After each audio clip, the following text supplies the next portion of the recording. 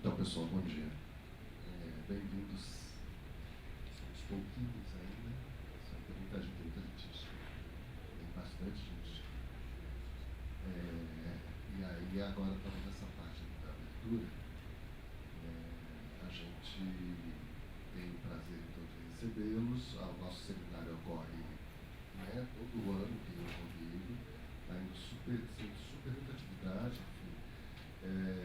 Esse ano a gente está com um foco bem específico de projetos, desenvolvimento de projetos, tanto para quem está entrando, quanto para os alunos que estão no curso também querem aprimorar esse projeto, então essa é uma fase.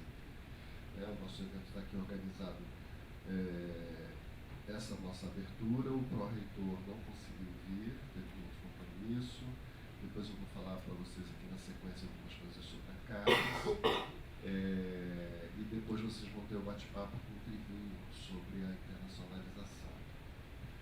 Agora, aqui na parte da tarde, que está uma diferença em relação aos outros eventos que a gente fez, que são as oficinas de projetos para cada linha de pesquisa.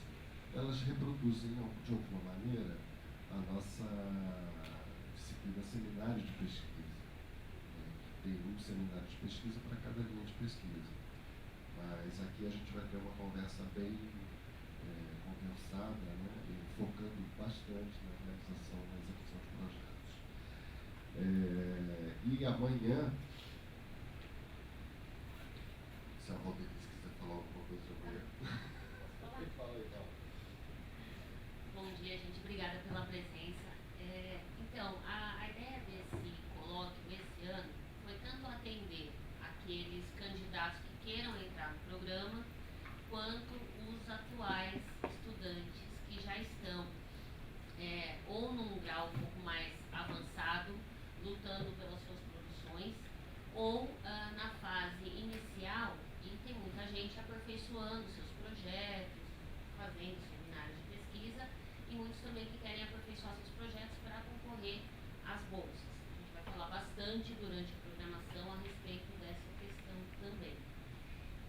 Então, atende a diversos públicos, no sentido de que nós temos ocasiões para falar sobre as organizações das publicações, por exemplo, amanhã à tarde, com a idade, vai falar a respeito das revistas, ele vai falar da pontuação, até a reavaliação das revistas que está sendo feita, qual é o compromisso que nós temos em termos de publicação, tanto estudantes de mestrado e doutorado, quanto os próprios profissionais da área acadêmica.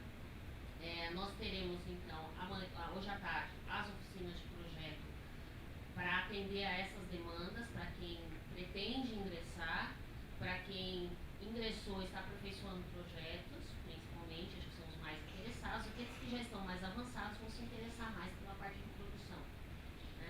Então, a ideia é debater tudo isso e também demos voz a diversos alunos que estão em programas de bolsas no exterior e que passaram também por programas aqui, estão passando, para mostrar como é que é o papel do estudante.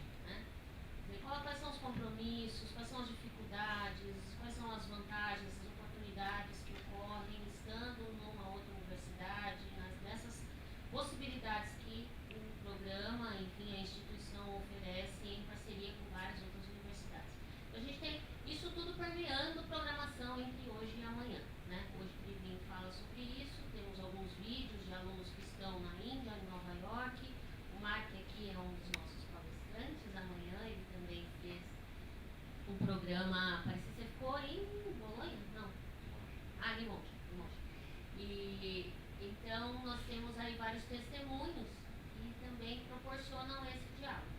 Então quero convidar vocês a conversarem, é um colóquio, então para todo mundo falar, não só quem está aqui na frente, mas também tirar dúvidas, perguntar e aproveitar esse momento para que a gente possa sair daqui com batalhas e oportunidades novas, Tá bom? É isso, então. Obrigada. Então, vocês vejam que a gente tem que agradecer a Valdenice e a equipe que ela montou, por conta de ter organizado esse evento. É, tranquilo. A gente é todo ano a batalha, enfim, é um colóquio iniciativa do programa, enfim, com todas as intempéries aí à nossa volta. Então a gente agradece a Valdenise por ter tocado o projeto esse ano. Bom, então assim, do ponto de vista da nossa conversa de hoje, que estaria marcado aqui para um pouquinho mais tarde, né? Está marcado assim, novidades da CAPES. A gente nunca sabe se fala em novidades, né, em relação ao que se refere, no que se refere ao que vem de Brasília. Mas, enfim, o nome que a gente costuma usar é esse. Bom, novidades. Depois a Carla vai poder falar um pouquinho, se quiser, porque ela também tem novidades a respeito do Qualis, né? Enfim, um dos aspectos que nos toca, tem vários aspectos, né? Mas um principal, vocês já devem ter tido contato com a nota da reitoria a respeito das bolsas, não é isso? Acho que todo mundo teve contato com essa nota. E ela foi bem clara, não é? Foi uma nota muito consistente. Tudo aquilo que está ali naquela nota, nós já vínhamos discutindo há meses, elaborando aquelas ações, né? E aí, finalmente, o que faltava era o arranjo geral com a fundação, enfim, para que isso se consolidasse e a gente pudesse, de fato, anunciar. Sempre há digamos assim, uma dúvida, eu não diria uma dúvida, mas uma precaução, eu diria, em relação a esse tipo de procedimento que a Fundação e a Reitoria estão assumindo, porque isso também pode se tornar, quer dizer, a gente não deseja que socorra, mas isso acaba, ao final das contas, em termos de território nacional, se torna uma fragilidade em relação à própria política que está se implantando, no sentido de que você acaba resolvendo parcialmente a dificuldade, e isso pode se tornar, para quem está implantando a nova política, a justificativa de que essa política, inclusive, se aprofunde. Não sei se vocês estão entendendo. Eu tive contato com colegas, por exemplo, da UFRJ,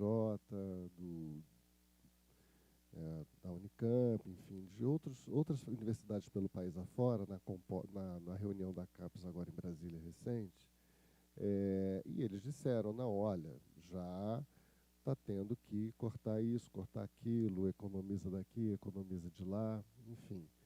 E são ações emergenciais que as pessoas vão tomando por conta das restrições que estão se apresentando.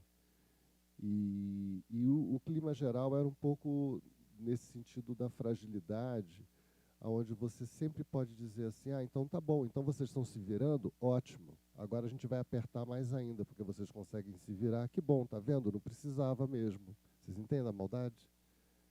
É uma situação muito complicada, não é? Então, assim, nesse momento, a gente toma essa ação aqui, né? A Fundação e a Reitoria. Tá, a gente vai encampar, assim, vamos tentar assumir, para não prejudicar os alunos de alguma, né, prejudicar o mínimo possível, mas há esse risco aí no horizonte, né? A gente espera que essa fase passe.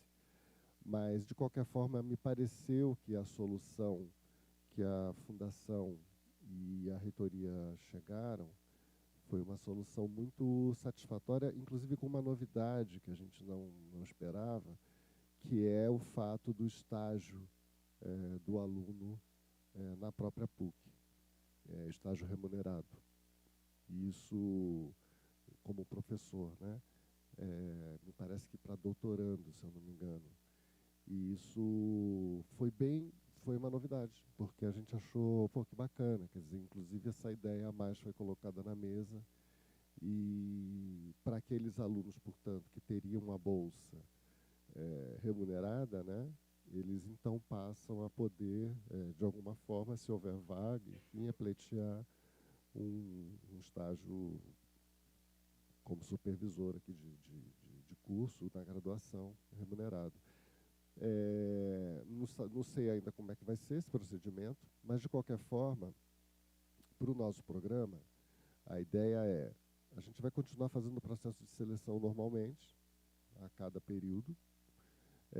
Esse processo de seleção, ele sempre foi muito incompreendido, às vezes, né? Porque a gente tem a variedade de bolsas, né? As bolsas são diferentes e os critérios, então, de atribuição são distintos, dado que há pessoas que trabalham, há pessoas que não trabalham, há pessoas que pleiteiam.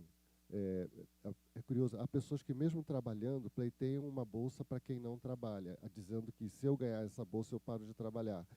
Então, aí você fala, bom, eu preciso de um horizonte mínimo para entender o que está acontecendo. Então, a gente tem uma seleção que classifica por mérito do projeto, né? No paralelo, agora nós já temos, faz acho que 2 anos já, nós já temos as cotas, que significam 30% das bolsas, que são atribuídas por cota. E tem essa distinção, né, entre quem escolhe uma bolsa que é só taxa, que só vai pagar PUC, e quem escolhe a bolsa que vai remunerar. E tem gente que marca todas as opções, assim, está valendo qualquer coisa para mim. E aí ela tem que dizer, olha, não vou trabalhar, ou se você já trabalha, então você não vai poder trabalhar. Hoje em dia, sobretudo com essa coisa de CPF, as bases de dados e tal, eles têm acesso direto a tudo que está acontecendo, né? Pra vocês terem uma ideia, na reunião agora que eu tive em setembro, para a avaliação do programa, vai contar uma análise do que os nossos egressos estão fazendo profissionalmente. E aí a gente falou, pô, mas como é que a gente vai descobrir isso, mano? Tem que ligar para todo mundo e tal. Não, fiquem tranquilos. A CAPES tem acesso à base dos CPFs registrados em carteira de trabalho do Ministério do Trabalho, e eles fornecem para a gente todos os dados. A gente vai enviar para vocês os dados de todos os seus egressos, do que eles estão fazendo na vida atualmente. Aí, assim, claro, aí a gente brincou, né? Falou, mas isso você supondo que as pessoas têm carteira assinada, né? Porque vocês não esqueçam que no Brasil não é bem assim, né? Enfim, não, mas pelo menos quem tem carteira assinada a gente vai mandar informação. Tá bom. Então, do ponto de vista da Bolsa, tem esse detalhe de que a pessoa não poderia estar trabalhando. Mas agora mudou, quer dizer, mudou. Enquanto houver Bolsa, CAPES, CNPq, essa regra continua. Mas desde que não haja essa Bolsa, que a Bolsa seja oferecida pela instituição, ou qualquer tipo de ajuda seja oferecida pela instituição, a correlação com o trabalho, do meu ponto de vista, deve cair.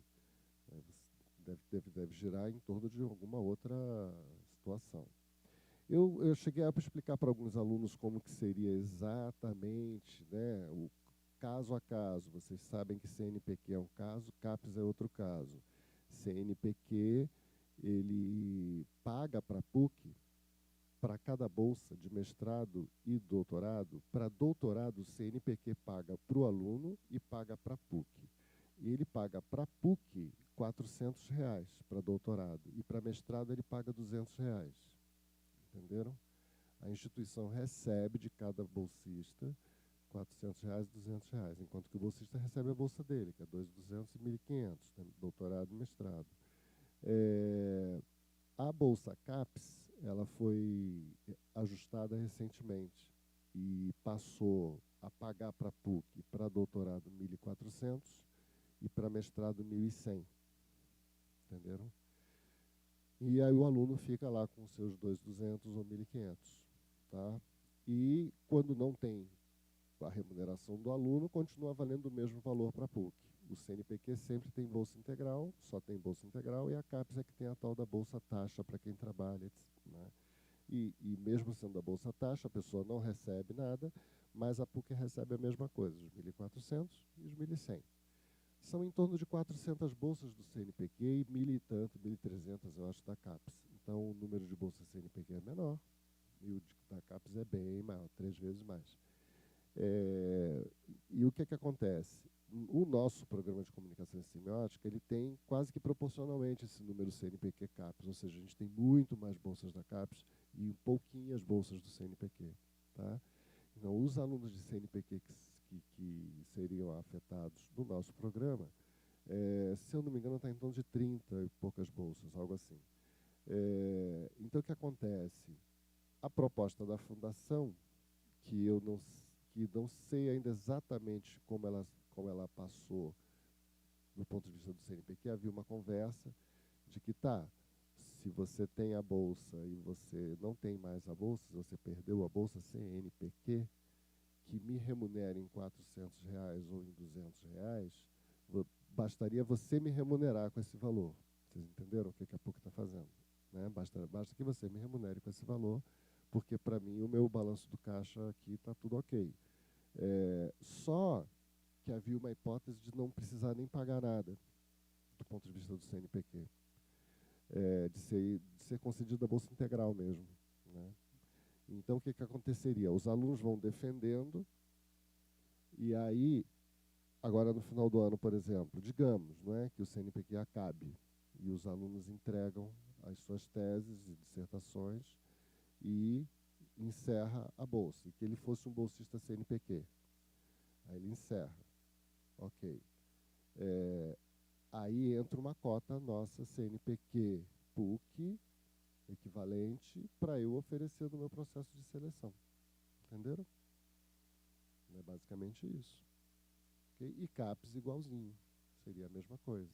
A pessoa defendeu, se por acaso for retirada a bolsa, ela entra valendo como uma bolsa PUC. E entra no processo de seleção. Oi? Sim, Paulo.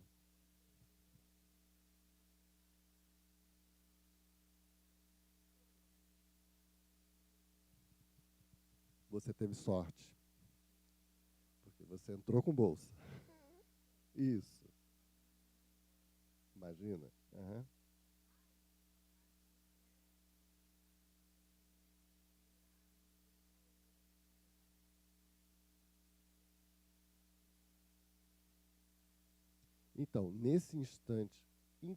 Mas nesse instante que a gente está vivendo, você imagina que é uma situação hipercomplexa, né? A CAPES está retirando as nossas bolsas, quer dizer, a gente está tendo que ceder bolsas, tendo bolsas bloqueadas, enfim. Então, no CNPq não sabemos o que vai acontecer.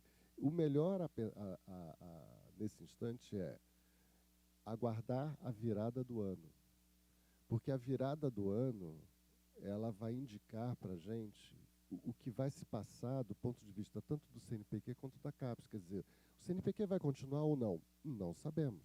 Se o governo resolver colocar o CNPq dentro do Ministério da Educação, a gente mal sabe o que vai ocorrer com uma série de financiamentos que o CNPq, porque bolsa individual para aluno é uma coisa, agora as N outras situações de financiamento que essas agências cobrem é absurdamente grande para o país. E importantes, não é? Todo tipo de evento, todo tipo de atividades internacionais, todo tipo de gente que vem de fora falar, todo tipo de bolsas, as mais variadas bolsas que existem, não só para pós-graduação. Então, são agências que estão presentes na vida da pesquisa de uma forma muito forte. Então, não seremos apenas nós impactados, o Brasil inteiro está sendo impactado.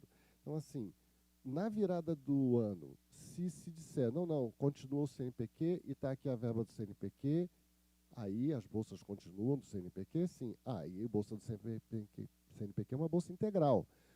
Aí o que vai acontecer? Você vai ter que abdicar da sua bolsa e fazer um novo concurso interno para tentar ganhar a bolsa do CNPq. Entendeu? Por exemplo, caso essa bolsa continue. CAPES, mesma coisa. Se continuarem as bolsas da CAPES, pelo menos metade delas, porque o orçamento da CAPES foi cortado em 50% por antecipação, não é? Para o ano que vem. Então, 50% desse orçamento, a gente não sabe o que isso vai impactar exatamente, como eles vão fazer para cortar 50% de 4 bilhões e pouco, vai virar 2 bilhões. Então, assim, o que eles vão fazer? Eles vão resolver manter as bolsas e tirar outras coisas? Eles vão tirar metade das bolsas? Eles vão... menor ideia do que esse governo vai fazer. Então, mas se permanecermos com bolsas CAPES integral, que acho que sim, que permaneceremos com um certo número, mesmo que corte pela metade, vai ter ainda, aí, de novo, vai ter que prestar o concurso para tentar uma bolsa como essa. Porque, enquanto você está com bolsa, tem os alunos que estão pagando. E esses alunos vão entrar no concurso, nesse processo de seleção, para as bolsas que estiverem disponíveis, não é? E, então, do ponto de vista lógico, assim, esses alunos têm a preferência de tentar a bolsa, porque eles vão tentar uma bolsa nova para o aluno que está entregando. Nesse caso, quando você entregar a sua bolsa-taxa, algum aluno novo que esteja interessado na bolsa-taxa recebe. E você estaria concorrendo a alguém que tem bolsa integral. É isso. Que vai entregar, né? Enfim. Mas, enfim, gente, então, assim, a nota da reitoria foi clara, está tudo bem, assim, acho que é uma aposta muito grande na pós-graduação da PUC, porque a gente não correu muito risco, de fato, em alguns momentos, dizer assim, poxa, o que vai acontecer com a nossa pós-graduação, como do país inteiro, não é? Sem nenhum tipo de apoio, sem nenhum tipo de recurso. Isso não existe em canto algum do planeta. E uma pós-graduação não é um lugar que dê lucro, que aporte lucro para a instituição. A pós-graduação é investimento de pesquisa, e o nome está dado. A pesquisa é isso, né? A pesquisa é investimento para você ganhar em outras dimensões, e não exatamente ali. Bom, então, dito isso, que a gente vai continuar conversando sobre isso, como sempre, né? Vai esclarecendo dúvidas e tal, não tem problema algum, a gente está sempre aberto, vamos continuar conversando. Do ponto de vista do que é o outro lugar de complicação, é o lugar da avaliação do programa. Então, a avaliação dos programas de pós-graduação do país. Ok? Que isso está ocorrendo já neste quadriênio. Então, 17, 18, 19 e 20 são os quadriênios que estarão sendo analisados, avaliados em 2021. Tá?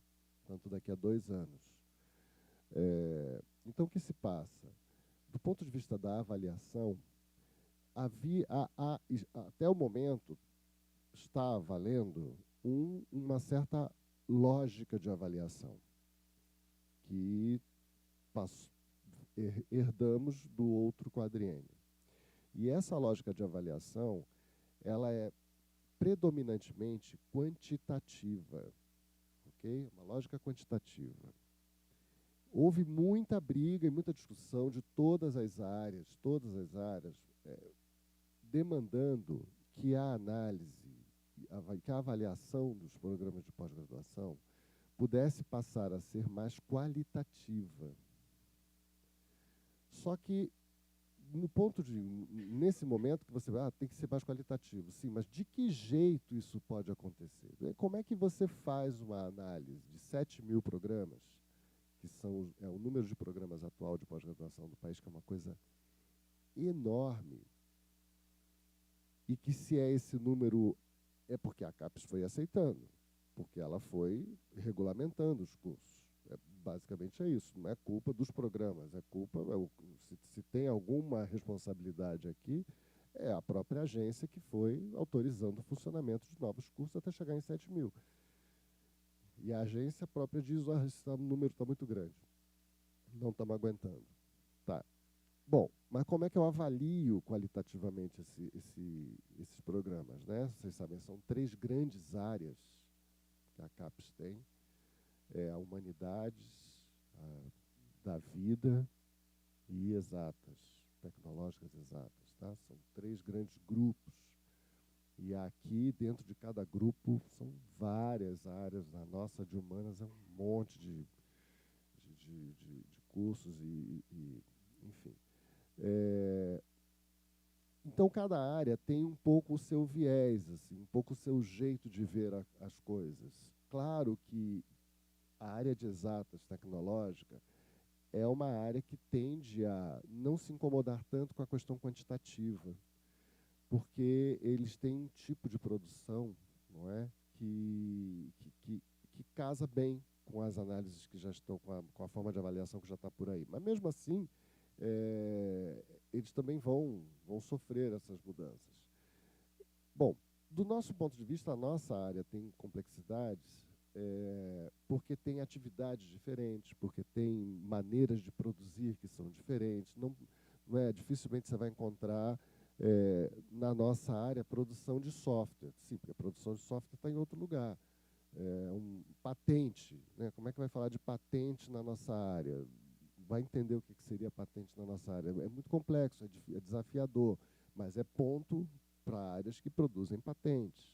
Bom, então, o processo de avaliação ele vai mudar para uma dimensão qualitativa, e isso vai vigorar para os 4 anos. Quer dizer, o processo começa a mudar agora, a discussão está em curso, e quando chegar em 2021, esse guarda-chuva vai se dobrar sobre todos esses 4 anos e vai incluir esses 4 anos. Basicamente, o que era até então?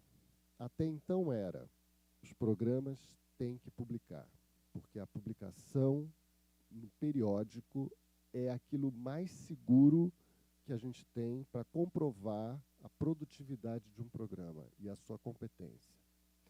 Então, era cobrado dos docentes e dos discentes a publicação.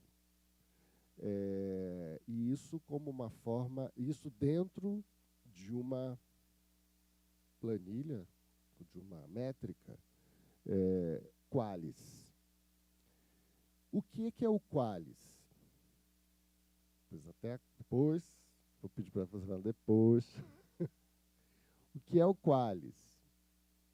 Qualis foi uma invenção da CAPES para avaliar os programas. Então, vocês imaginem, está lá uma agência que financia a pós-graduação, e essa agência diz assim, como é que eu faço para avaliar esses programas? Vamos inventar uma espécie de classificação das revistas para poder produzir diferença. Porque se eu não tiver diferença, eu não consigo avaliar quem é um, quem é outro. Então, assim, diferença significa um programa produz menos, outro produz mais. Menos ou mais. Não, um programa produz melhor, o outro não produz tão bem. Então, vocês sabem que são 3 notas que existem na CAPES para programa. Só existem 3 notas. As notas 3, 4 e 5. O programa pode ser 3, pode ser 4, pode ser 5. O programa entrante no sistema é 3. E ele tem a tolerância de ficar 3 por um certo tempo até conseguir chegar a 4. De 4, ele vai para 5. Ok? E de 5, que é um patamar que se atinge a partir das publicações, de todo um outro arsenal de detalhes que são avaliados, o programa pode ser considerado 6 ou 7 conforme graus de internacionalização. Então, assim, o 6 e o 7 é apenas um detalhe que o programa 5 recebe para dizer você é internacional, você é mais internacional ainda. Então, você tem muito bom em todos os quesitos e, além disso, você tem um grau de internacionalização X, Y, Z, que era um dos objetivos da CAPES até então. Bom, o nosso programa é 4, já foi 5, voltou para 4, ficou 4. Apesar da nossa produção ser avassaladora, porque no último quadriênio, nós fomos o programa que mais publicou, para vocês terem uma ideia. Incrível. Mas, por outros aspectos, acabaram nos punindo, e também, mantendo, né, a nossa nota, e e por aspectos estruturais também, porque nós não somos uma instituição federal que pode, portanto, responder às exigências da agência de forma plena. Nós somos uma instituição que estruturalmente está vinculada a demandas também de uma fundação. Então, esta fundação tem demandas em relação à pós-graduação que, às vezes, entram em contradição com as demandas da agência. Então, a agência cobra da pós-graduação uma certa estrutura, enquanto que a mantenedora cobra outra estrutura. Vocês entendem? E isso entra em conflito. E, nesse ponto do conflito, a gente não consegue resolver. Então, a gente tem que atender a quem? A mantenedora, porque a gente não é bobo. Então, a gente atende a mantenedora. Claro, normal, né? E a gente, como é que se diz? Tenta explicar isso para a CAPES. É o que a gente sempre tem feito. Tenta explicar para a CAPES que, na verdade, aquilo que temos que responder à mantenedora não influencia na qualidade do que a gente está produzindo. É basicamente isso. Não é? E, de fato, não influencia. Mas, dada essa situação, o fato da gente não ter sido avaliado para 5 dessa última vez teve, sim, a ver com esses problemas estruturais e teve a ver com métodos de avaliação de publicação que aí sim tem a ver com a cultura do nosso programa e com a cultura da área. Porque, vejam, a cultura da nossa área é uma cultura de publicação de livros e não de artigos em periódicos. Uma cultura que já vem de muito tempo, não é? Então, assim, a gente produz muito coletânea de pesquisa, como fruto de pesquisa, não é? São muitos livros autorais.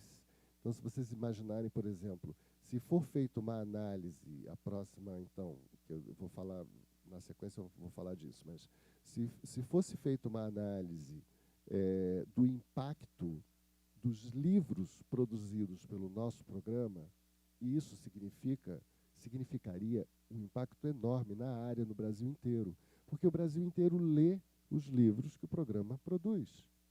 Então, isso é o quê? Isso é impacto, não é? E esses livros são citados. Agora, de que jeito alguém vai sair medindo isso? Entendem? Como é que vai fazer? Você vai pegar todas as teses desse país e começar a ver lá na bibliografia se o autor foi citado, entende? Então, é um desafio que vai ser colocado aí. Mas, de qualquer forma, como o nosso viés era muito mais publicação de livros do que publicação em periódico, e a área estava, a CAPES, né, no sistema de avaliação quantitativo, estava forçando muito na questão dos periódicos, a gente acabou perdendo nesse aspecto, apesar de ter sido o programa que mais publicou. Nós publicamos mais de 100 livros no quadriênio passado. Sabe o que é isso? Mais de 100 livros. E periódicos bastante, mas não chega nem aos pés dos outros cursos, dos outros programas, que focaram especificamente nisso, falando, vamos só publicar em periódico, porque é isso que vai contar mais, porque é isso que não pode ser contestado. Bom, dado esse imbróglio aqui, o que acontece? Essa decisão de mudar o sistema de avaliação para um sistema qualitativo. E isso vai significar o que exatamente? Em primeiro lugar, vai significar que a produção bibliográfica ela vai perder peso na avaliação. Por conta de todas as planilhas, de percentuais e tal, etc., ela vai ter o seu peso reduzido. Vai contar, mas vai ter seu peso reduzido. E o que vai se ampliar como novidade? O que vai se ampliar são duas coisas: inserção social e impacto. Então, pela primeira vez, vai se começar a pensar o que é o impacto do programa na sociedade.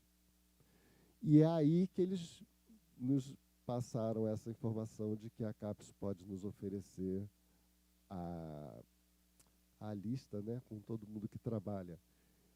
Sendo que nós vamos ter que, evidentemente, a partir dessa informação, entender o que faz exatamente essa pessoa que trabalha, ok? Porque a gente vai ter que explicar isso. O meu egresso, o que se formou comigo, está trabalhando na aviação, na empresa, sei lá, uma empresa aérea. Mas o que ele faz exatamente? Não, ele está dirigindo a área de marketing da empresa. Ah, e por isso ele fez pós-graduação em comunicação e semiótica, entendi. Então você teve um impacto preciso aqui no mercado, porque você qualificou um profissional de ponta no mercado. Ah, então conta, porque isso não vai estar marcado lá, entende? Nessa base de dados qualquer, isso não vai estar marcado. Por outro lado, a gente também vai ter que se virar do ponto de vista dos profissionais freelance, né? O pessoal que trabalha informal, quem tem PJ, etc. Como é que fica isso? Como é que você dá conta disso? Então, cada professor vai ter que ligar, conversar, mandar e-mail para o seu ex-aluno, entenderam? Assim, fazer a lista lá, fulano, pelo amor de Deus, me diz o que você está fazendo da sua vida. Aí o aluno vai dizer, não estou fazendo nada, professor, me ajuda. Aí vai falar, então, aí não. Meu Deus do céu, difícil. Enfim, a gente vai tentar ir atrás, né? Amanhã eu vou falar um pouco para vocês do quadro geral Brasil dos alunos no Brasil, né? Mas então esse levantamento vai ter que ser feito. E isso vai ser, portanto, entendido como qualitativo, como impacto do programa na sociedade. Afinal, a gente está formando profissionais, né, a gente está qualificando professores, capacitando profissionais, etc. Então, isso é algo que a gente sim pode fazer, esse levantamento vai ser feito, e, do meu ponto de vista, o programa é muito bom nisso. O programa está ótimo, não tem que reclamar nada. A gente tem sempre aqui a presença de profissionais brilhantes, vocês entre eles estão aqui, profissionais capacitados que passam conosco e se capacitam mais ainda, enfim, se qualificam e levam o nome do programa para o mundo. Eu acho maravilhoso isso. Vocês vão ver os vídeos aqui do pessoal, né, que está fazendo sanduíche lá fora e tal. É um barato, isso é lindo. A gente vê um aluno vai para o Canadá, vai para Bolonha, vai para a Itália, vai para o enfim, volta, se torna um profissional melhor, entende? Porque são experiências importantes. Não exatamente restrito à pesquisa que a pessoa faz. Sim, a pesquisa é um fator, mas o fator humano, de qualificação humana, é evidentemente importantíssimo. Então, a gente tem esse aspecto. E tem um outro aspecto, que é o que a gente chama de inserção social, mas aqui tem a ver com o ponto de vista do programa. Então, assim, o nosso programa são muitos professores que têm ações, que têm projetos vinculados a secretarias estaduais, prefeituras, governo, ministério, entende? Então, assim, são projetos que impactam na sociedade e que produzem inserção social, que operam na inserção social. Nós temos vários projetos, e isso foi super bem avaliado na última avaliação, deu super certo, foi super bem entendido, né? Posso dar um exemplo pessoal, né, para vocês. Eu estou encerrando ainda um projeto com a Universidade Federal do Rio Grande do Sul, num financiamento do Ministério da Saúde, onde a gente está desenvolvendo uma plataforma que se chama Observatório Mais Médicos. Como o Mais Médicos acabou, que esse projeto começou antes do Mais Médicos acabar, então talvez a plataforma tenha outro nome, Médicos pelo Brasil, enfim. Mas, de qualquer maneira, é uma plataforma para você... É um observatório mesmo dos mais médicos no Brasil inteiro. E é uma rede social, na verdade. E ela tem inspiração na outra rede social que eu já tinha, na qual eu trabalhei também, chamada Rede Humaniza SUS, que hoje tem mais de 30 mil usuários. A maioria deles é trabalhador da saúde pelo Brasil inteiro, trocando experiências na área básica, na atenção básica. E discutindo o problema da humanização na saúde. Então, esse observatório, por exemplo, ele também vai cobrir o território nacional, ele vai ter acesso a todos os trabalhadores da saúde do país, então provavelmente vai haver, inclusive, uma migração de usuários de uma plataforma para outra, da RHS para essa. E isso significa o seguinte, significa o quê? É isso, inserção, não é, das pesquisas, do pensamento, da qualificação do programa, enfim, do raciocínio, dos nossos conceitos, etc., no mundo. Isso significa ação social por aí afora. Como esse, vários professores desempenham projetos. Então, sob esse ponto de vista, vocês talvez tenham a oportunidade de estar junto a professores em grupos de pesquisa em que isso possa vir a ocorrer. Claro que assim, o momento em que a gente está vivendo, esse é um momento que está secando o recurso, né, desse ponto de vista da nossa área. Enfim. A gente tinha muito mais recursos antes para a área de humanas, e as secretarias também, e as prefeituras, portanto, os governos estaduais e federais, enfim. Eu cheguei a fazer projetos com a prefeitura municipal aqui, envolvendo, por exemplo, todos os coordenadores de saúde mental do estado, da cidade de São Paulo, né, quase 200 e tantas pessoas. Projetos fantásticos, 1 ano, 2 anos de projeto, em que você mobiliza e discute tudo que a minha linha de pesquisa discute com essas pessoas, tá, com esses profissionais. Mas recurso público. Se esse recurso público se esgota, então a gente não consegue ter projeto, né? Fica difícil. A gente vai atrás de outros recursos. É um pouco o que está acontecendo agora. Um pouco a gente está começando a olhar de onde pode vir recurso de outro lugar para poder sustentar tudo isso. Então, então, assim, eu quero que vocês só entendam o seguinte, que a maneira como nós seremos avaliados em 2021 não será a mesma como fomos avaliados anteriormente em 2016, 17. Porque esse fator qualitativo vai passar a contar. Há uma discussão, não é, forte na CAPES sobre a questão da internacionalização, porque muita gente está protestando, dizendo que, mas espera aí, a pesquisa no Brasil, desenvolvida no Brasil, em princípio, ela tem que beneficiar o Brasil. Então, as pesquisas têm que ser fortemente regionais ou nacionais. Esse incentivo, essa cobrança enorme por ações internacionais, não sabemos se isso é o caminho, se esse é o melhor caminho. Tanto que a coordenadora da área, ela também anunciou que algo vai haver um procedimento nessa nova avaliação que é um pouco o seguinte, ela chama de uma avaliação multidimensional, onde você vai começar a entender que tem programas com vocação internacional e outros programas com vocação regional. E o programa com vocação regional não pode ser punido por não ter contatos internacionais como o outro tem. E, portanto, não pode ser desqualificado. Quer dizer, então você vai ter nota 6 e 7 para quem tem internacionalização forte, mas você não tem nenhum tipo de valorização daquele programa que tem um forte impacto regional? É absurdo isso. É óbvio que um programa, por exemplo, do Norte e do Nordeste, a função principal dele é ter impacto regional. Mas isso é claríssimo. Não é? A função social dele está na população do entorno dele, porque são regiões extremamente carentes. Então, ele tem que formar profissionais ali, e o foco de pesquisa tem que estar ali.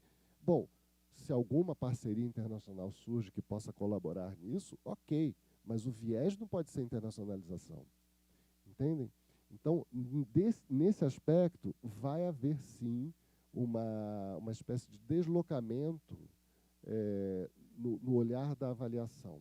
O nosso programa, por estar numa grande metrópole e por ter inserção internacional, quer dizer, por ser internacionalizado já, essa é uma característica do nosso programa há muitos anos, a gente pode ficar entre um e outro, porque assim, a gente não vai encerrar as parcerias internacionais, porque a vocação do programa, o Trivim vai falar aqui.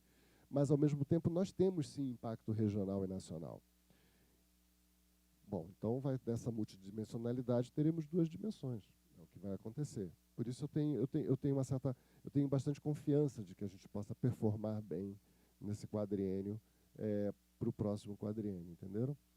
Porque estamos fortes em muitos aspectos e que são agora, sim, valorados, que não eram até então. Tá? Perguntas?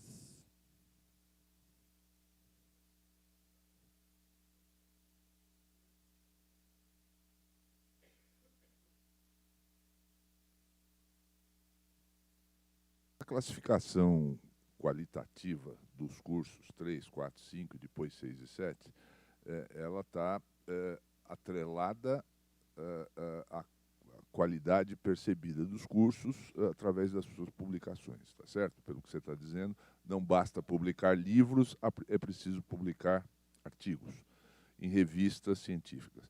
Agora, essas revistas também são classificadas numa ordem qualitativa. Pelo que eu tenho ouvido falar,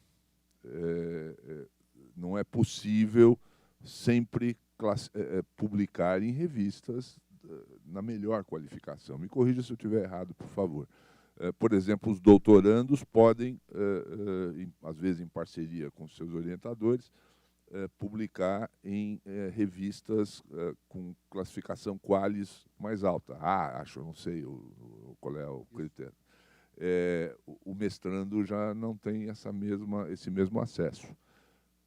Como é que o mestrando, por exemplo, pode, é o meu caso, como é que o mestrando pode contribuir com isso para melhorar essa qualificação? Então, faltou seguir nessa explicação. Eu dizia que o Qualis é uma atribuição que a CAPES dá às revistas para a função da avaliação dos programas, mas que esta avaliação da CAPES, esse Qualis que a CAPES atribui, ele não seria uma qualificação da revista em si.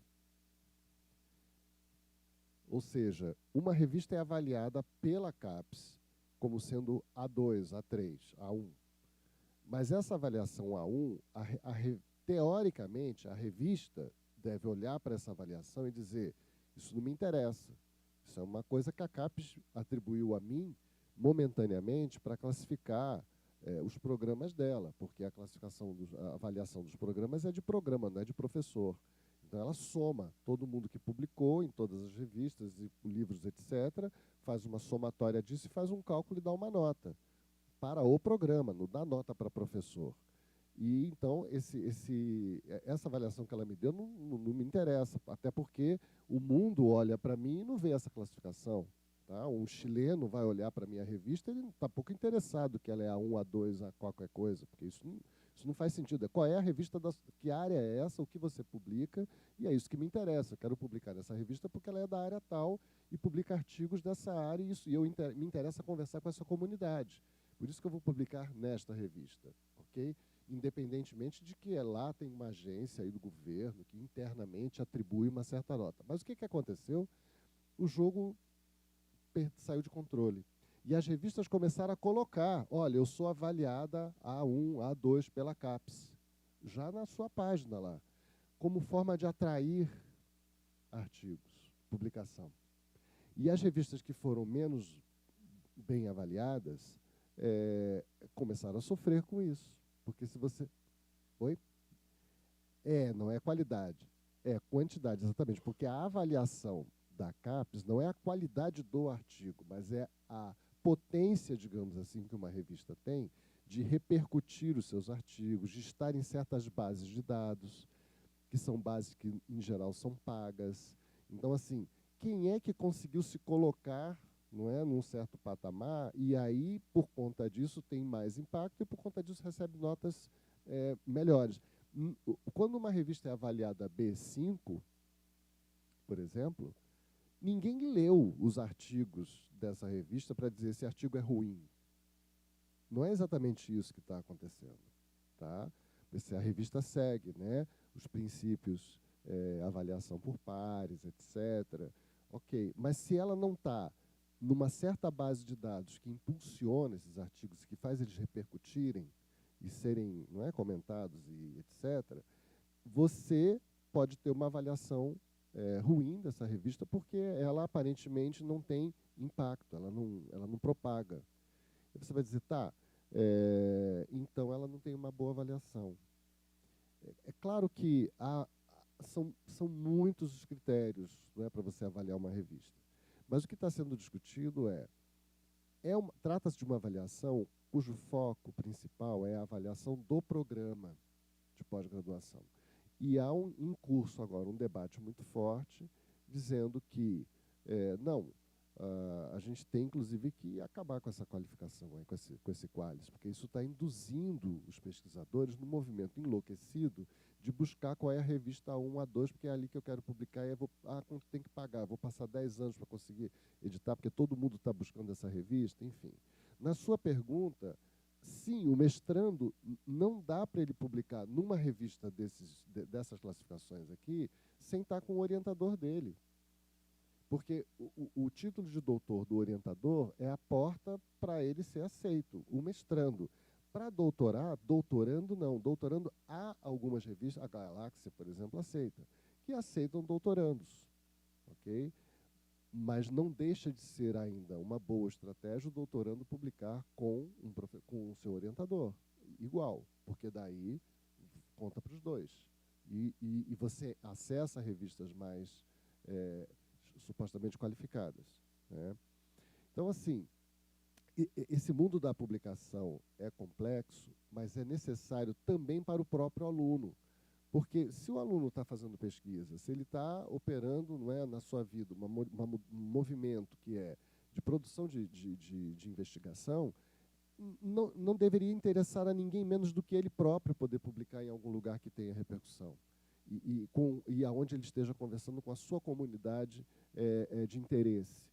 Porque eu estou falando cinema, então eu quero publicar numa revista que trabalhe com cinema, porque é ali que eu quero conversar com aquelas pessoas que são os leitores daquela revista por tradição. E quero publicar, e não apenas se manter nesse lugar de... Eu comentei isso na reunião com os bolsistas, né? Um certo lugar de ficção, que é o de que a publicação de um artigo antes de eu defender minha tese tira a originalidade da minha tese. Isso é uma lenda urbana, porque em nenhum lugar existe que o fato de você publicar um artigo sobre a sua tese antes de defender a tese vai macular a originalidade do seu trabalho. Ao contrário, vai referendar o seu trabalho. Porque você, para publicar, precisa ser avaliado por pares, às cegas. E se o seu artigo foi aceito e foi publicado, significa que você foi avaliado naquele artigo, naquela ideia. Você foi aprovado ali. Há programas de doutorado que já estão assumindo uma postura muito radical, que é, olha, uma tese de doutorado para a gente são 3 artigos publicados. Uma introdução e uma conclusão. Se você juntar isso e encadernar, está a tua tese de doutorado pronta. Entendem? Tem programas que estão fazendo assim. Porque eles acham que é mais efetivo o aluno chegar ao final do curso com 3 artigos publicados em revistas interessantes que divulgaram as ideias desse aluno, e talvez em conjunto até com o orientador, enfim, e poder ser avaliado numa banca a partir de um outro lugar. Porque, olha, eu estou apresentando aqui um material que já está publicado, que já está divulgado, que já está debatido, e são as minhas ideias, porque está assinado. São as minhas ideias, não tem perda de originalidade nenhuma. Então, assim, é importante entender que, se por um lado a publicação dos alunos ajuda o programa nesse sistema aí de avaliação, e que ao final, lá, ao chegar em 2021, seremos avaliados como um todo, não é? Porque não é um aluno que é avaliado, é a soma de tudo, divide, multiplica, etc. Não significa que para cada aluno deveria ser absolutamente interessante buscar uma publicação. E o artigo no periódico é um acesso, que eu diria, mais interessante do que coletânea. Coletânea é bacana, coletânea de pesquisa, resultado de pesquisa é importante, não é? A sorte do nosso programa é que essas coletâneas, elas ganham impulso. Porque, se vocês imaginarem, eu já publiquei capítulos de livro em coletânea em vários lugares. Os livros simplesmente desaparecem, gente. Deixa de existir, entende? Fica lá, publicou na universidade tal, uma coletânea tal, mas que acabou, sumiu. Quem sabe daquilo? Ninguém sabe daquilo. Porque não está digitalizado, virou um livro, entende? O artigo em periódico está digitalizado, porque ele está em alguma base. Então, ele pode ser acessado pelo Google. Então, de fato, você pode continuar a ser lido anos e anos a fio, como eu até hoje tenho artigos que são lidos e citados anos e anos e anos e anos depois, ainda está lá recebendo, está sendo citado aqui. Então você fala, nossa, isso é um resultado, ok? É alguma coisa que você... É palpável isso. Agora, há revistas cuja exigência para publicação de artigo, elas... Eu também não sei o que tem no imaginário, né, da gente, assim, porque um artigo de 10 a 12 páginas resolveu o problema. Não tem muita questão. Alguns lugares até 7, 8 páginas. Né? Claro que na área científica, 5 páginas está resolvido porque é resultado de pesquisa de bancada, de química, física, etc. O cara escreve ali 4, 5 páginas, bota uma fórmula matemática que ele descobriu, está resolvido. Na nossa área, um pouco mais complexo, exige um pouco mais de desenvolvimento. Mas, de qualquer forma, eu sempre fico me perguntando qual é a dificuldade que existe para alguém escrever 10 páginas que seja ao longo de um processo de 4 anos de doutoramento e publicar em algum lugar. E se não forem só 10 páginas, que sejam 4 artigos. Se o trabalho é esse. Né? Então, assim, há que se refletir sobre isso, eu imagino. Os orientadores estão aí para ajudar o aluno nesse sentido. Então, assim, vejo como fortemente importante que a gente incremente a nossa produção. Porque, apesar de que na próxima avaliação isso vai contar menos, mas vai contar. Vai continuar contando.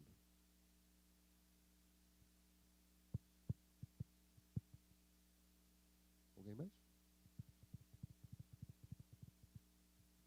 Amanhã eu vou falar para vocês dessa história aqui, profissional do programa Brasil Exterior. Eu vou mostrar um pouquinho como estão espalhados pelo Brasil os profissionais que a gente forma. Né? E é rápido aqui, é só no começo aqui, é rapidinho. E aí? Dúvidas? Acho que não, né? Acho que está tudo certo, né? Tudo bem, tudo certo. Sim, é só produzir. Esse sistema não vai mudar tão rápido assim. Está aí. Né? É importante buscar. Existem muitas revistas, né? Para você entender, nossa, tanta revista, tem as tabelas do Qualis, está ali na plataforma da CAPES, só olhar, ver, entender não precisa publicar em alguma coisa aqui de São Paulo, tem revistas pelo Brasil inteiro, revistas interessantes no Sul, tem revistas poderosas, no Norte, no Nordeste tem revistas A1, sabe? Então, assim, tem lugares em que se pode conversar. A minha ex-aluna de mestrado, por exemplo, a Adriana, né? Ao publicar, você não publicou, nem chegou a publicar a tese, a dissertação de mestrado, né? Ela fez uma dissertação sobre fake news e febre amarela.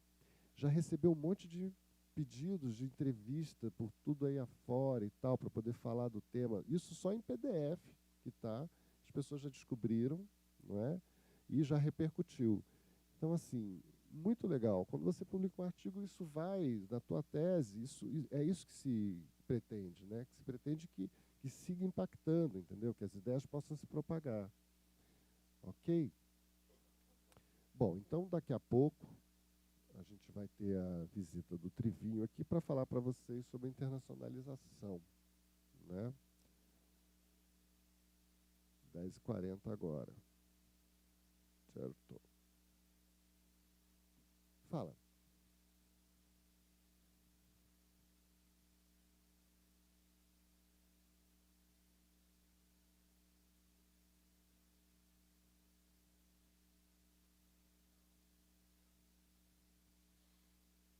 Pois é, eu soube disso, eu soube da verba da Lava Jato, né? Se eu não me engano. Foi uma parte lá da Lava Jato que foi direcionada para a educação. Aí o que acontece? É mistério, porque você fala assim, tá, vai chegar esse valor, né, até ser liberado e tal, não sei o quê. Mas como é que esse valor vai ser direcionado? Eu sei que, por exemplo, a verba do CNPq, a cada virada de mês, é sempre uma briga lá que eles estão tendo, no Congresso e tudo ali, batendo na porta e tal, cadê o dinheiro, tem que liberar o dinheiro, e vai no Ministério da Economia, vai no Gabinete Civil, mas esse dinheiro tinha prometido, mas não foi liberado, por que não foi liberado? Não sei e tal, vamos ver. Então, assim, está uma situação estranha nesse sentido, da circulação mesmo dos valores, né, dos recursos. Então, eu falei, que bom, né? Então vai cobrir uma parte, pelo menos o CNPq não precisava de tanto para até fechar o ano. Mas e o orçamento do ano que vem, como é que vai estar? E para que direção isso vai seguir? Eles podem muito bem definir, olha, bolsa agora é só para programa 5 para cima. E é o que nos interessa. Entende? Então vai ter uma avaliação e a gente vai privilegiar, ou vamos privilegiar as áreas de exatas, as áreas de biológicas, enfim, de saúde e tal. Não nos interessa tanto a área de humanas. Fazer, protestar, ir para a rua e tal, fazer o que a gente já está fazendo, enfim, gritando. Mas aí vem essa questão da verba. Tá, foi liberada, mas, por exemplo, agora a CAPES tinha suspendido as renovações, né, de bolsa. E alguém que defendesse agora em outubro e entregasse a bolsa, essa bolsa paralisava, ela não podia ser passada adiante. Mas já há, então, a notícia de que não, agora os programas 5, 6 e 7 podem reoferecer a bolsa. Os 4 ainda fica parado.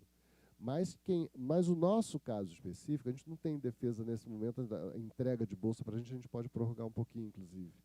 A gente está vendo se prorroga ali para início de janeiro, até fevereiro, vamos ver o que a gente faz. Mas a gente tem que esperar a virada do ano. Né? Esperar a virada do ano para entender o novo orçamento, entender o novo cenário, porque daí sim vai se consolidar uma realidade. E é com essa realidade que a gente vai ter que trabalhar. Dentro dela que a gente vai ter que trabalhar. Ok?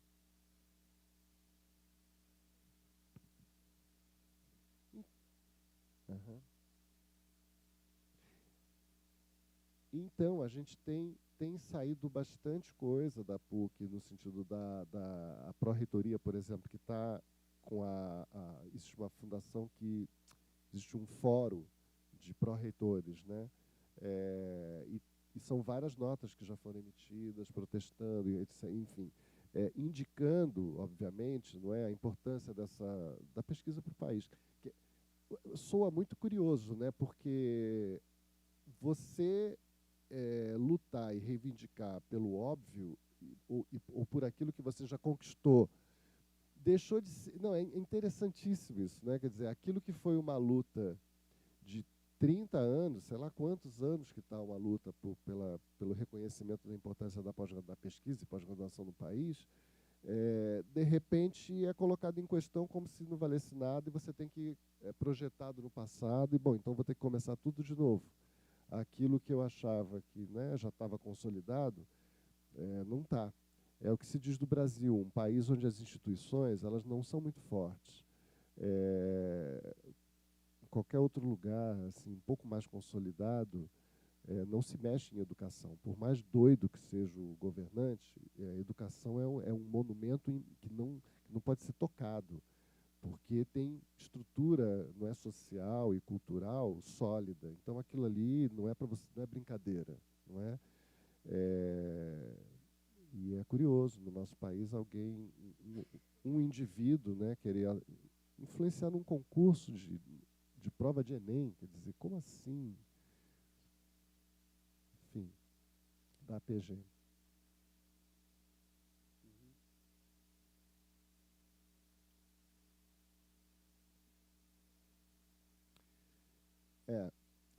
Mas veja que isso... Tá. Legal. Uhum. Sim. É isso mesmo.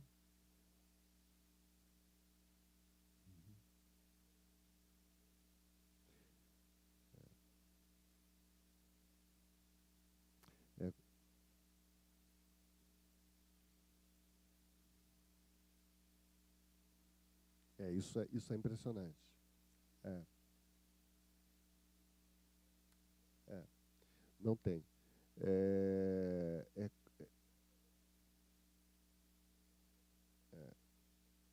isso, isso, isso. Uhum. Você sabe que... Legal, ótimo. É verdade, você tem toda a razão. Você tem toda a razão. Uhum. Você sabe que... Agora, vamos observar, isso que você está colocando é uma pergunta que a gente acaba, no nosso presente aqui, né, dirigindo para as N esferas aonde nós temos tido problema e que a desmobilização aparente da sociedade, você fica se perguntando, o que está acontecendo, não é? É um objeto de pesquisa. Porque, por exemplo, quando a Amazônia pegou fogo, foi muito insípida. Não é? Seria caso de você dizer, não, vai todo mundo para a rua, porque isso não pode... Essa política em relação ao meio ambiente não pode continuar de jeito nenhum.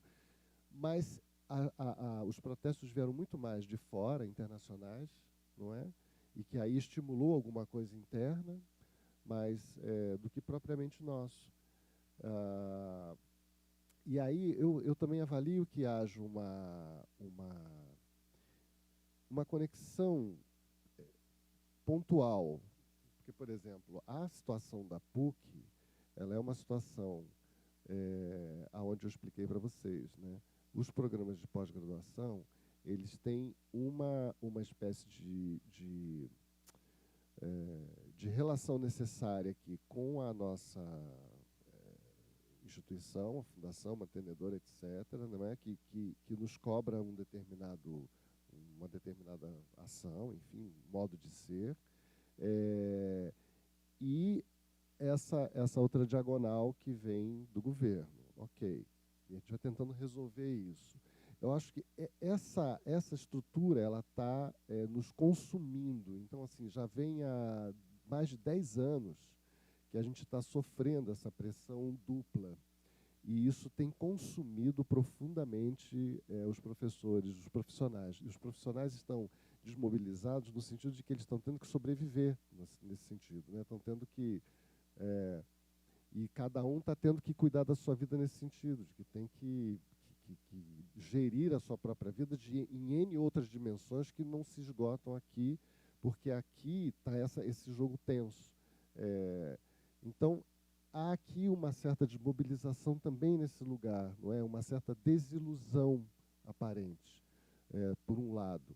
Por outro lado, a real força da instituição continua, e o programa é um programa super bacana, porque todo mundo adora o programa.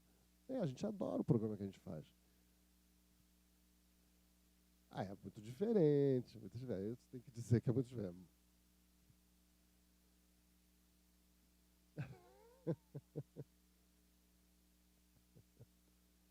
Tá, mas você... Tá. Quer dizer que você está dizendo que você sabe que essa percepção, não é, de muitos alunos que chegam aqui... na verdade, nós temos alunos de outras instituições que vêm até aqui só para ficar como ouvinte, não é? Para tentar aproveitar um pouco da atmosfera e tal, enfim, exato, é verdade, é verdade.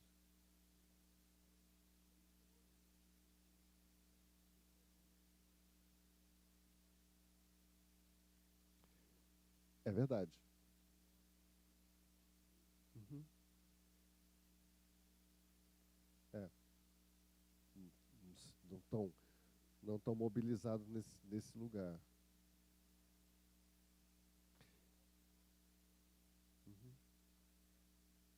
Mas você sabe que a pressão que a gente está sofrendo agora dessa nova avaliação, ela vai nos levar a esse lugar. Porque, finalmente, a gente está entendendo, tá, então isso vai valer agora. Isso é uma coisa que vai ser divulgada, que vai ser posta na mesa em relação a todos os outros programas. Então, a gente vai mostrar o que é a força do nosso programa nesse sentido. E isso está mobilizando os professores nesse lugar. Assim, legal, vamos então mostrar o que a gente está fazendo, quais são as consequências do que a gente está produzindo. Muito o quê?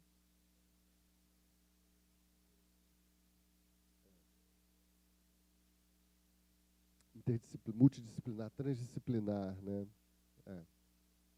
Isso. Uhum.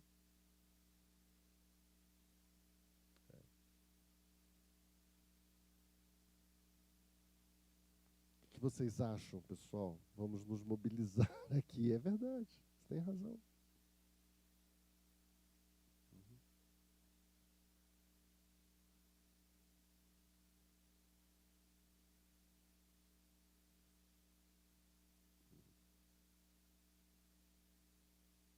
Não vai para lugar nenhum, já era. Uhum. É.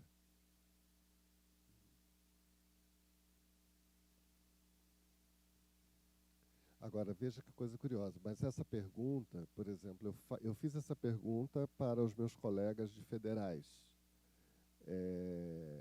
E é curioso porque, mesmo eles tendo um emprego público garantido, assegurado, aonde você não precisa ter número mínimo de orientandos, porque aqui no nosso programa vocês sabem, quando perde um orientando, você perde salário. E quanto mais orientandos você perder, mais salário você vai perder até ficar com 0. Entendeu assim? Você vai ficar com nada, né? Se perde aula, perde salário. Na pública isso não existe. Você está lá. E o discurso é, não, a gente está aí tentando sobreviver. Mas não seriam eles também que teriam que estar na rua em massa, todas as federais desse país unidas para poder protestar, já que eles estão assegurados, do ponto de vista da Constituição, nos seus empregos? Não é? Curioso isso também. Então, há também um outro viés aqui, uma diagonal aqui que passa, que é a seguinte. É evidente que nós estamos diante de uma situação onde o cenário religioso também está começando a contar. E nós somos uma católica. Então, a gente tem que prestar um pouco atenção também a isso. Não é? O que não deveria ser em nada importante, porque somos laicos aqui na nossa PUC, na verdade. Né? Temos uma atividade de pesquisa que é livre, né, que é aberta, e por isso as pessoas adoram vir para cá. Porém, mais uma razão, talvez, para se preocupar por conta... Não, ela não se intromete, ao contrário. O nosso problema é o fora evangélico, que está no poder. Entenderam? Que está no poder.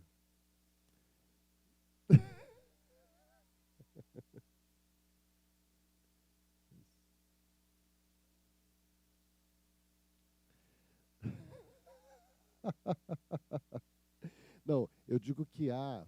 Não, eu vou te explicar. Do ponto de vista da lei,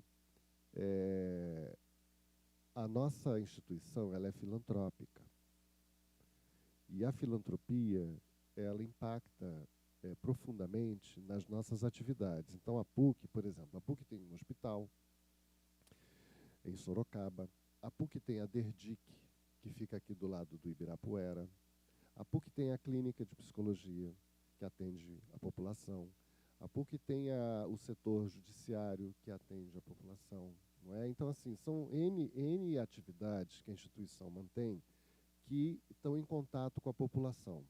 Não é? Legal. Pois existe uma proposta do Tasso Gereissati de acabar com a filantropia. Porque ele alega que essas universidades são muito ricas, ganham muito dinheiro, elas podem pagar imposto de renda.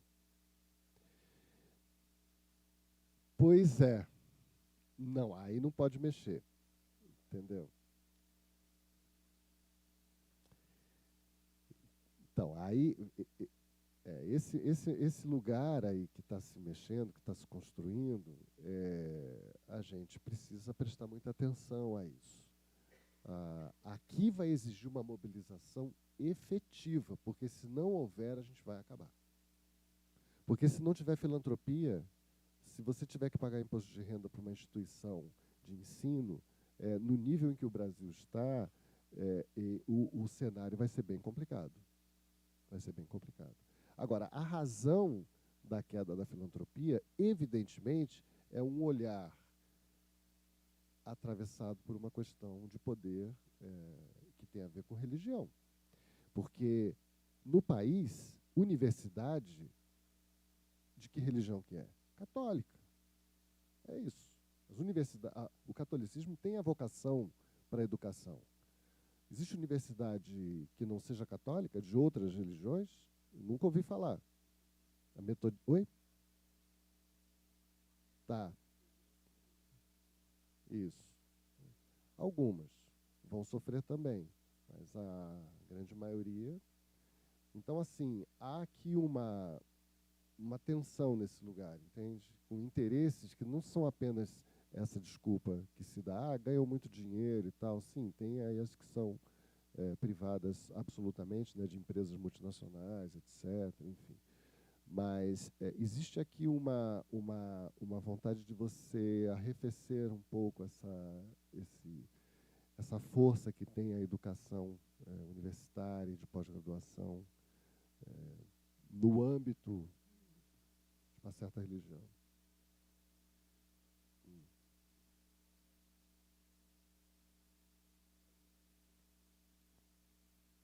Sim. Aham.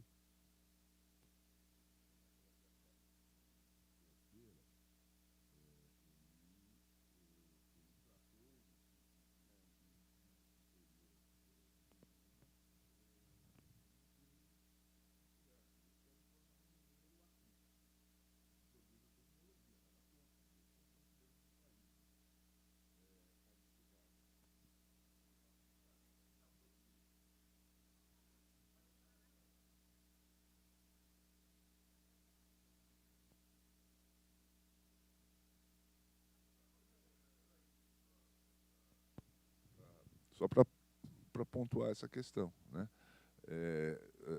Nós, a PUC, nós somos uma casa predominantemente das ciências humanas, né? Da sociologia, da antropologia, da comunicação, etc. O direito, né? Essas áreas tendem a sofrer, me parece, pela minha observação, mais do que outras, né? Porque a crítica a este governo e a mágoa, o ressentimento que existe é endereçado para esta área, me parece, né? Então, eu acho que nós temos que tomar um certo cuidado e criar uma proteção aí.